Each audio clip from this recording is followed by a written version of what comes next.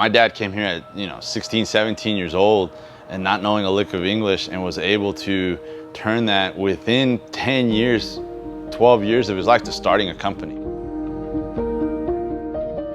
As far as my father's will, I think, is the biggest thing. He doesn't really have quit in him, and he never has. He's been able to overcome some very, very major things in his life and still be able to not give up.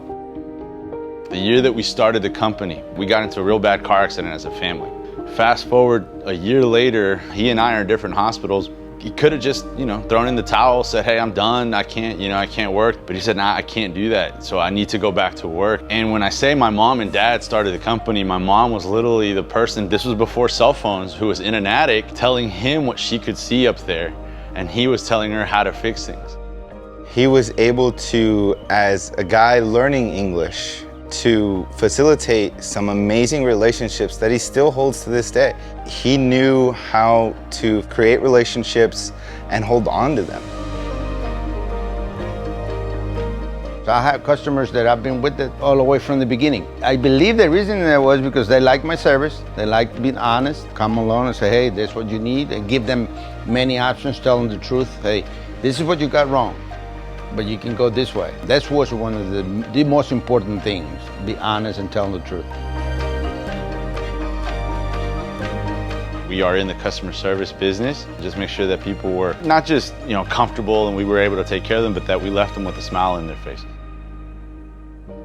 To be able to do this and do it right, you have to like customers. That's something that makes you feel good, that you went over and fixed somebody's problem. One of the big things that my dad used to tell my brother and I while we were driving around, because it was just us three in a van, he would not get mad or sad about winning or losing a job. And he wasn't going there to sell somebody something. He would always go in there to educate a person on what's going on and then let them choose on what they want to do. He was able to really create trust within those relationships. He used to tell us he wasn't trying to create a customer. He was trying to create relationships. The satisfaction is when you see that customer being so pleased for what you just did for them. That's it. That's what I was telling you all the way from the beginning. That's the name of the game. If you do make somebody satisfied, that's all it takes. That's one of the main reasons a father could be proud of your kids, because you don't hear nothing negative from nobody, just everything positive. You have done a good job. And also now that I see, they're doing the same thing with the grandkids. So it's, it's a thing that comes along when you plant a good seed for a good tree. And then that tree will give you good fruits. That's all there is to it.